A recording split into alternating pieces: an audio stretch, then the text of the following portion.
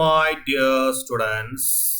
Sreenarayana Guru open യൂണിവേഴ്സിറ്റിയിലെ MA സോഷ്യോളജിയുടെ third സെമസ്റ്ററിലെ പേപ്പറാണ് സൊസൈറ്റി ആൻഡ് എഡ്യൂക്കേഷൻ കേട്ടോ. തിരഞ്ഞെടുക്കാവുന്ന എലക്റ്റീവിലെ ഏറ്റവും ബെസ്റ്റ് ഒരു എലക്റ്റീവാണ് സൊസൈറ്റി ആൻഡ് എഡ്യൂക്കേഷൻ എന്ന് പറയുന്ന എലക്റ്റീവ്. ഞാനത് പറയാൻ കാരണം നമുക്ക് എളുപ്പത്തിൽ പഠിച്ചെടുക്കാവുന്ന ഒരു പേപ്പർ, അതും ഒരു കാരണം. പിന്നെ നമുക്ക് തന്നെ ഉപകാരപ്പെടുന്ന ഒരു പേപ്പർ, എന്താണ് വിദ്യാഭ്യാസം, വിദ്യാഭ്യാസത്തിന്റെ പ്രാധാന്യം എന്താണ്, എങ്ങനെ ആയിരിക്കണം വിദ്യാഭ്യാസം, തുടങ്ങിയിട്ട് നമുക്ക് തന്നെ വിദ്യാഭ്യാസത്തെ കുറിച്ചുള്ള ഒരു കാഴ്ചപ്പാട് മാറ്റുന്നതിലും അല്ലെങ്കിൽ അത് മനസ്സിലാക്കുന്നതിലൊക്കെ വളരെ നിർണായകമായിട്ടുള്ള ഒരു പേപ്പറാണ്. അപ്പോൾ വ്യക്തിപരമായിട്ടും അക്കാദമിക്കലി നമുക്ക് രണ്ട് രീതിയിലും ഉപകാരപ്പെടുന്ന ഒരു പേപ്പറാണ് സൊസൈറ്റി ആൻഡ് എഡ്യൂക്കേഷൻ എന്ന് പറയുന്നത്. അപ്പൊ അതിന്റെ ക്ലാസ് നമ്മൾ ആരംഭിച്ചിട്ടുണ്ട്. അപ്പൊ അതിന്റെ ഡീറ്റെയിൽ ആണ് ഞാൻ നിങ്ങൾക്ക് മുമ്പിൽ അവതരിപ്പിക്കുന്നത്. സൊസൈറ്റി ആൻഡ് എഡ്യൂക്കേഷൻ ആണ് നമ്മുടെ വിഷയത്തിന്റെ പേര്. ആ വിഷയത്തിനകത്ത് നമുക്ക് 4 ബ്ലോക്കുകളായിട്ടാണ് കിടക്കുന്നത് കേട്ടോ. 4 ബ്ലോക്കുകളാണ് സൊസൈറ്റി ആൻഡ് എഡ്യൂക്കേഷനിൽ. Education as a social institution എന്നുള്ള രീതിയിൽ നമ്മൾ എഡ്യൂക്കേഷനുമായി ബന്ധപ്പെട്ട അടിസ്ഥാന ആശയങ്ങൾ, എന്താണ് എഡ്യൂക്കേഷന്റെ ബേസിക് കോൺസെപ്റ്റുകൾ എന്തൊക്കെയാണ്, സാമൂഹികവൽക്കരണവും എഡ്യൂക്കേഷനും തമ്മിലുള്ള മാറ്റം എന്താണ്, സാമൂഹിക മാറ്റത്തിന് നമുക്ക് വിദ്യാഭ്യാസത്തെ എങ്ങനെ ഉപയോഗിക്കാം എന്നുള്ള രീതിയിൽ എഡ്യൂക്കേഷന്റെ ബേസിക് ആയിട്ടുള്ള കാര്യമാണ് പറയുന്നത്. പിന്നെ സോഷ്യോളജിക്കൽ പെർസ്പെക്റ്റീവിൽ നമ്മൾ എഡ്യൂക്കേഷൻ നോക്കുകയാണ് അല്ലെ. സോഷ്യോളജിയിൽ വിവിധ തരം പെർസ്പെക്റ്റീവ്സുകൾ ഉണ്ട്. Structural functionalism, Marxist, current debates, feminist തുടങ്ങിയുള്ള വിവിധ പെർസ്പെക്റ്റീവ്സ് ഉണ്ട്. ആ പെർസ്പെക്റ്റീവ്സിലൂടെയൊക്കെ നമുക്ക് എന്ത് ചെയ്യുന്നു, വിദ്യാഭ്യാസത്തെ നോക്കി മനസ്സിലാക്കുന്നു. അതുപോലെ തന്നെ വിദ്യാഭ്യാസം സാമൂഹിക ശ്രേണീകരണത്തിൽ അതെന്താണ് അല്ലെ, ഒരാളുടെ സാമൂഹിക പദവി ഉയർത്താൻ നമുക്ക് വിദ്യാഭ്യാസം കൊണ്ട് സാധിക്കും അല്ലെ. വിദ്യാഭ്യാസം നേടുന്നതിലൂടെ നമുക്ക് സമൂഹത്തിന്റെ ഉന്നതമായ പദവികളിലേക്ക് എത്താം. അതുമായി ബന്ധപ്പെട്ടാണ് education, social stratification and social mobility പറയുന്നത്. അതുപോലെ തന്നെ ഇന്ത്യയിലെ എഡ്യൂക്കേഷൻ അല്ലെ, അത് ബ്രിട്ടീഷുകാർ വരുന്നതിന് മുമ്പ് എന്തായിരുന്നു, സ്വാതന്ത്ര്യം കിട്ടിയ ശേഷം എങ്ങനെയായിരുന്നു, അതുപോലെ തന്നെ നിലവിൽ അതിന്റെ അവസ്ഥ എന്താണ്. നിലവിൽ ഒരുപാട് ലിറ്ററസി മൂവ്മെന്റുകളൊക്കെ നടക്കുന്നുണ്ട്. അതായത് ഇന്ത്യയിൽ ഒരുപാട് ആളുകൾക്ക് അല്ലെ ഔപചാരിക വിദ്യാഭ്യാസം കിട്ടാതെ ആവുകയൊക്കെ ചെയ്ത ആളുകൾക്ക് അവർക്ക് പിന്നെ 10ാം ക്ലാസ് തുല്യതാ എക്സാമുകളൊക്കെ നടന്നുകൊണ്ടിരിക്കുന്നത് നമുക്കറിയാം. അപ്പൊ അത്തരം സാക്ഷരതാ മിഷൻ പദ്ധതികൾ, കേരളത്തിലെ സാക്ഷരതാ മിഷൻ പദ്ധതികളുണ്ട്. അതിനെ കുറിച്ചൊക്കെ ഉള്ള ഒരു ഡീറ്റെയിൽ അതൊക്കെയാണ്. വളരെ രസകരമായിട്ട് നമുക്ക് ആവശ്യമുള്ള ഒരുപാട് കാര്യങ്ങൾ നമുക്ക് ഇന്ന് കിട്ടും. എങ്ങനെ പഠിക്കാം, ഒരുപാട് മൂല്യങ്ങൾ നമുക്ക് ഇന്ന് കിട്ടും. നിങ്ങൾക്ക് പഠനത്തോടുള്ള നമ്മുടെ മനോഭാവം തന്നെ മാറുന്നതിൽ ഒരുപാട് കാരണമാകാവുന്ന ഒരു പേപ്പറാണ് എഡ്യൂക്കേഷൻ എന്ന് പറയുന്നത്. അപ്പൊ അതിന്റെ ആദ്യത്തെ ബ്ലോക്ക് എന്ന് പറയുന്നത് education as a social institution ആണ്. യൂണിറ്റ് 1 പറയുന്നത് എഡ്യൂക്കേഷൻ, അതിന്റെ ബേസിക് കോൺസെപ്റ്റുകളാണ്, എഡ്യൂക്കേഷനുമായി ബന്ധപ്പെട്ട ബേസിക് കോൺസെപ്റ്റുകളാണ് പറയുന്നത്. ഇതിൽ പ്രധാനമായിട്ടും എഡ്യൂക്കേഷൻ എന്താണ്, എഡ്യൂക്കേഷന്റെ ഫംഗ്ഷൻ എന്താണ്, വ്യത്യസ്ത തരത്തിലുള്ള എഡ്യൂക്കേഷൻ എന്താണ് അല്ലെ, non formal education, formal education, informal education എന്ന് പറഞ്ഞിട്ട് 3 തരത്തിലുള്ള എഡ്യൂക്കേഷൻ എന്തൊക്കെയാണ്, അതുപോലെ തന്നെ വിദ്യാഭ്യാസം എന്താണ്, അതിന്റെ വിവിധതരം ഫംഗ്ഷനുകൾ എന്തൊക്കെയാണ് തുടങ്ങിയുള്ള കാര്യങ്ങളൊക്കെയാണ് യൂണിറ്റ് 1 എടുക്കുന്നത് കേട്ടോ. അപ്പൊ ആദ്യമായിട്ട് ടെക്സ്റ്റിൽ ഇല്ലാത്ത ഒരു ഡെഫിനിഷൻ ഞാൻ കൊടുത്തത്, വിദ്യാഭ്യാസം എന്നത് അറിവ്, വൈദഗ്ധ്യം എന്ന് പറഞ്ഞ കഴിവ് കേട്ടോ, മൂല്യങ്ങൾ എന്നിവ നേടുന്നതിനും വ്യക്തിത്വ വികാസത്തിനും സഹായിക്കുന്ന പ്രക്രിയയാണ് വിദ്യാഭ്യാസം. അപ്പൊ എന്തിനാണ് വിദ്യാഭ്യാസം നേടുന്നതെന്ന് വെച്ച് കഴിഞ്ഞാൽ നമ്മുടെ പേഴ്സണാലിറ്റി ഡെവലപ്മെന്റിന് വേണ്ടിയിട്ടാണ്. നമ്മുടെ പേഴ്സണാലിറ്റി ഡെവലപ്പ് ചെയ്യുമ്പോൾ മാത്രമേ നമുക്ക് നല്ല ജോലിയും നല്ല ഉയർച്ചയും നല്ല ജീവിത രീതിയൊക്കെ ഉണ്ടാവുള്ളൂ കേട്ടോ.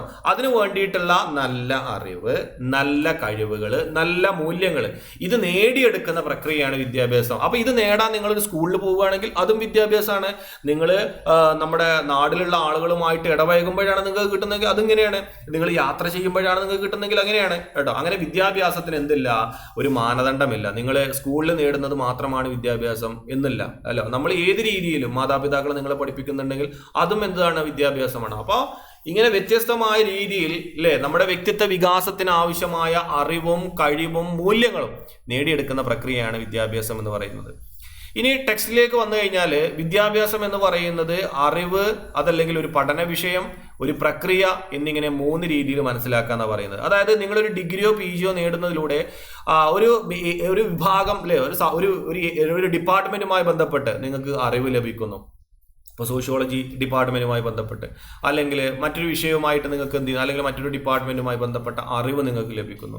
അല്ലെങ്കിൽ ഏതെങ്കിലും ഒരു പ്രത്യേക വിഷയം എടുത്തിട്ട് ആ വിഷയവുമായി ആഴത്തിൽ പഠിച്ച് അതുമായി ബന്ധപ്പെട്ട് നിങ്ങൾ അറിവ് നേടുന്നു. അതാണ് ഒരു വിഷയം. അപ്പോൾ അതിൽ പറഞ്ഞത് B.Ed ആണ്. അപ്പോൾ നിങ്ങൾക്ക് വിദ്യാഭ്യാസത്തിലാണ് താല്പര്യമെങ്കിൽ എങ്ങനെയാണ് വിദ്യാഭ്യാസം നേടുന്നത്, എങ്ങനെയാണ് കുട്ടികളെ പഠിപ്പിക്കേണ്ടത് തുടങ്ങിയുള്ള കാര്യങ്ങളിൽ നിങ്ങൾക്ക് പഠിക്കണമെങ്കിൽ നിങ്ങൾക്ക് B.Ed എടുത്ത് ആ ഒരു വിഷയത്തിൽ നിങ്ങൾക്ക് എന്ത് ചെയ്യാം, പഠിക്കാം. അപ്പോൾ ഒരു ഡിഗ്രി കിട്ടുക, അതിലൂടെ അറിവുണ്ടാക്കുക എന്ന രീതിയിലും ഒരു വിഷയത്തിൽ ആഴത്തിൽ പഠിക്കുക എന്നുള്ള രീതിയിലും, അതല്ലെങ്കിൽ ഇതൊരു പ്രക്രിയ എന്ന് പറഞ്ഞു കഴിഞ്ഞാൽ ജനനം മുതൽ മരണം വരെ നീണ്ടു നിൽക്കുന്ന വലിയൊരു പ്രക്രിയ. നമ്മൾ അനുഭവങ്ങളിലൂടെയും മറ്റുമൊക്കെ എന്ത് ചെയ്യുന്നു, നിരന്തരം ഓരോ കാര്യങ്ങൾ പഠിച്ചെടുക്കുന്ന ഒരു പ്രക്രിയ ആയിക്കൊണ്ട് നമുക്ക് എന്ത് ചെയ്യാം, വിദ്യാഭ്യാസത്തെ കാണാം എന്നുള്ളതാണ് തുടക്കത്തിൽ 3 പോയിന്റുകളായിട്ട് അവിടെ പറഞ്ഞിട്ടുള്ളത്.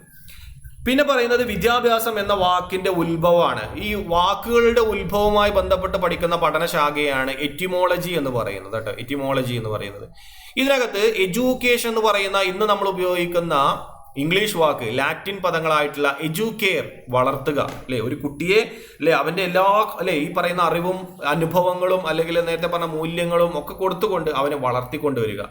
അതല്ലെങ്കിൽ എഡ്യൂസെറെ അല്ലെ പുറത്തു കൊണ്ടുവരിക. ഗാന്ധിജിയൊക്കെ പറഞ്ഞ പോലെ നമുക്കുള്ളിൽ എന്തുണ്ട്, ഒരുപാട് കഴിവുകളുണ്ട് അല്ലേ, നമുക്കുള്ളിൽ എന്തുണ്ട്, ഒരുപാട് കഴിവുകളുണ്ട്, അല്ലെങ്കിൽ ഒരുപാട് നല്ല ചിന്തകളുണ്ട്, ആശയങ്ങളുണ്ട്. അത് വിദ്യാഭ്യാസത്തിലൂടെ എന്ത് ചെയ്യുക, പുറത്തേക്ക് കൊണ്ടുവരിക എന്നുള്ളതാണ് വിദ്യാഭ്യാസത്തിന്റെ അർത്ഥം എന്നാണ് എറ്റിമോളജിക്കലി പറയുന്നത്. അങ്ങനെയുള്ള 2 പദങ്ങളിൽ നിന്നാണ് വിദ്യാഭ്യാസം വന്നെന്ന് പറയുന്നത്. ഇത് വ്യക്തികളുടെ ബുദ്ധിയെയും വ്യക്തിത്വത്തെയും രൂപപ്പെടുത്തുന്ന പ്രക്രിയയാണ്. സാങ്കേതികമായി സമൂഹത്തിന്റെ മൂല്യങ്ങളും അറിവുകളും അടുത്ത തലമുറയിലേക്ക് കൈമാറുന്നതാണെന്ത് വിദ്യാഭ്യാസം. ഇനി വിദ്യ എന്ന സംസ്കൃത പദത്തിൽ നിന്നാണ് അല്ലെ വിദ്യ നേടുക, ആ പ്രക്രിയയാണ് വിദ്യ അഭ്യസിക്കുക എന്നുള്ള പ്രക്രിയയാണ് വിദ്യാഭ്യാസം കേട്ടോ.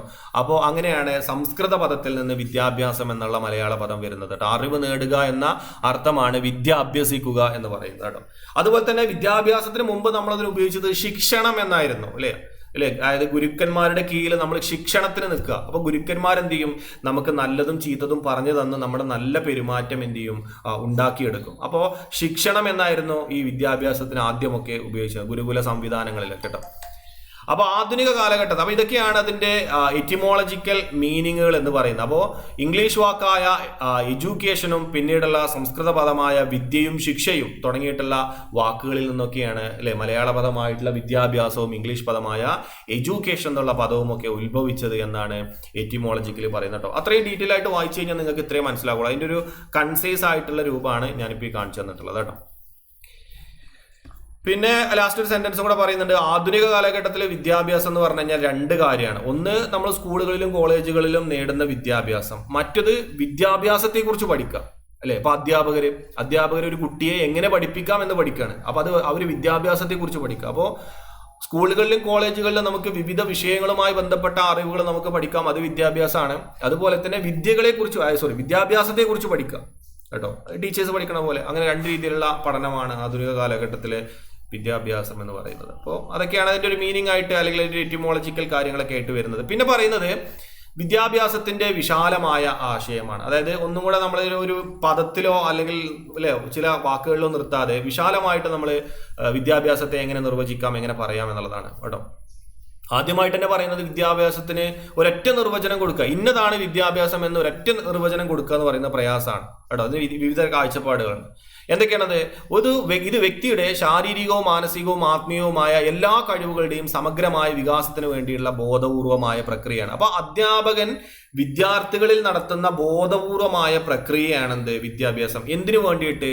ഒരു കുട്ടിയുടെ ശാരീരികവും മാനസികവും ആത്മീയവുമായ എല്ലാ കഴിവുകളെയും ഉയർത്തിക്കൊണ്ടുവരുന്നതിന് വേണ്ടിയിട്ട് അല്ലെ. നമുക്ക് അറിവ് മാത്രം പോരാ, തലച്ചോറിനകത്ത് കുറെ അറിവ് മാത്രം പോരാ അല്ലെ. നല്ല ശാരീരികമായ അറിവും മാനസികമായ അറിവും ആത്മീയമായിട്ട് എല്ലാം വേണം കേട്ടോ. ഈ അറിവ് ഉണ്ടാക്കിയെടുക്കുന്ന അതിനു വേണ്ടിയിട്ടുള്ള ബോധപൂർവമായ പ്രക്രിയയാണ് വിദ്യാഭ്യാസം. അതൊരു ഡെഫിനിഷൻ.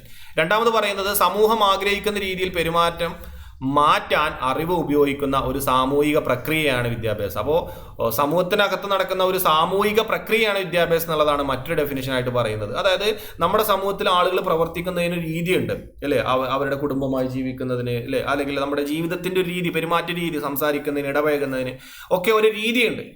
ആ രീതി നമ്മൾ എന്ത് ചെയ്യുന്നു അല്ലെ, നമ്മൾ അവരെ നോക്കിക്കണ്ട് അല്ലെ, നമ്മൾ ഒബ്സർവ് ചെയ്ത്, അല്ലെങ്കിൽ നമ്മുടെ അധ്യാപകരും രക്ഷിതാക്കളും നമുക്ക് പറഞ്ഞു തന്ന് അവർ നമുക്ക് വിദ്യാഭ്യാസം നൽകി, അങ്ങനെ നമ്മൾ സമൂഹത്തിൽ എങ്ങനെ പെരുമാറാമെന്ന് പഠിക്കുന്നു അല്ലെ. ഈ പഠനമാണ് വിദ്യാഭ്യാസം എന്നാണ് രണ്ടാമത് പറയുന്നത്.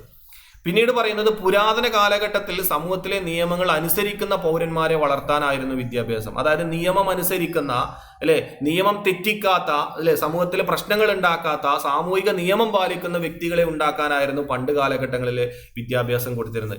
എന്നാൽ ഇന്ന് അങ്ങനെയല്ല. ഇന്ന് സ്വയം പര്യാപ്തമായ വ്യക്തികളെ വളർത്താനാണ് വിദ്യാഭ്യാസം ലക്ഷ്യമിടുന്നത്. അതായത് അവനവന്റെ കഴിവുകളെ വളർത്തിയെടുത്ത് അല്ലെ, സ്വന്തമായി ജീവിക്കാനും സ്വന്തമായി തൊഴിൽ കണ്ടെത്താനും അല്ലെ, സ്വന്തമായിട്ട് ജീവിക്കാൻ ആവശ്യമായ കഴിവുകൾ ഒരു കുട്ടിക്ക് ഉണ്ടാക്കി കൊടുക്കുക എന്നതിന് വേണ്ടിയിട്ടാണ് എന്ത് ചെയ്യുന്നത് ഇന്ന് വിദ്യാഭ്യാസം. അപ്പോൾ ആദ്യ കാലഘട്ടങ്ങളിൽ വിദ്യാഭ്യാസം എന്ന് പറയുന്നത് സമൂഹത്തിന്റെ നിയമങ്ങൾ അനുസരിക്കുന്ന വ്യക്തികളാക്കി മാറ്റാനായിരുന്നെങ്കിൽ ഇന്ന് ഒരു വ്യക്തിക്ക് സ്വയം പര്യാപ്തമാക്കുക, അയാൾക്ക് സ്വന്തമായിട്ട് ജീവിക്കാനുള്ള കഴിവുണ്ടാക്കി കൊടുക്കുക, അതിനു വേണ്ടിയിട്ടാണ് എന്ത് ചെയ്യുന്നത്, വിദ്യാഭ്യാസം നൽകുന്നത്. അങ്ങനെ കുറെ കാര്യങ്ങൾ അങ്ങനെ പറഞ്ഞു പോകുന്നു. പിന്നെ വിദ്യാഭ്യാസത്തിന്റെ സ്വഭാവത്തെക്കുറിച്ച് പറയുന്നുണ്ട്. ജീവിതകാലം ഉടനീളം നീണ്ടു നിൽക്കുന്ന ഒരു പ്രോസസ്സാണ്, ലൈഫ് ലോങ് പ്രോസസ്സാണ്. പിന്നെ വിദ്യാഭ്യാസത്തെക്കുറിച്ച് വിവിധ ഒരാൾ പറയുന്നത് ദ്വിമുഖ പ്രക്രിയയാണ്. അതായത് ഒരു അധ്യാപകനും വിദ്യാർത്ഥിയും തമ്മിൽ ഇടപെടുമ്പോൾ അതിലൂടെ നടക്കുന്നതാണ് വിദ്യാഭ്യാസം എന്ന് പറയുന്നു. എന്നാൽ അങ്ങനെയല്ല, ജോൺ ആഡമാണ് അത് പറയുന്നത്. എന്നാൽ ജോൺ ഡ്യൂയി പറയുന്നത് അങ്ങനെയല്ല, ട്രൈപോളർ ആണ്. അതായത് ത്രിമുഖ പ്രക്രിയയാണ്, വിദ്യാർത്ഥിയും അധ്യാപകനും ചുറ്റുപാടും. കാരണം വിദ്യാർത്ഥിയെയും അധ്യാപകനെയും അവിടെയുള്ള ചുറ്റുപാട് സ്വാധീനിക്കുന്നുണ്ട്. അതുകൊണ്ടാണ് ഇന്ത്യയിൽ പഠിച്ച ഒരാളുടെ വിദ്യാഭ്യാസവും അമേരിക്കയിൽ പഠിച്ച ഒരാളുടെ വിദ്യാഭ്യാസവും തമ്മിൽ വ്യത്യാസപ്പെടുന്നത്. കാരണം സാമൂഹിക ചുറ്റുപാട് അവരെ സ്വാധീനിക്കുന്നുണ്ട് കേട്ടോ. അപ്പൊ അങ്ങനെ പിന്നെ പറഞ്ഞു ത്രിമുഖം അല്ല, ബഹുമുഖമാണ്. കാരണം നമ്മൾ സ്കൂളുകളിൽ നിന്ന് മാത്രമല്ല വിദ്യാഭ്യാസം നേടുന്നത്, സ്കൂളിന് പുറത്ത് പത്രങ്ങളിലൂടെയും ടി വികളിലൂടെയും ഇന്നാണെന്നുണ്ടെങ്കിൽ സോഷ്യൽ മീഡിയയിലൂടെയും മറ്റൊക്കെ നമ്മൾ പലതരത്തിലെ വിദ്യാഭ്യാസം നേടുന്നു എന്ന് പറഞ്ഞു. അങ്ങനെ കുറെ കാര്യങ്ങൾ പറഞ്ഞു. അപ്പൊ ഈ ഒരു ക്ലാസ്സിലേക്കാണ്, ഇതൊരു ഡെമോ ക്ലാസ് ആയിട്ടാണ് ഞാൻ അവതരിപ്പിച്ചത് കേട്ടോ.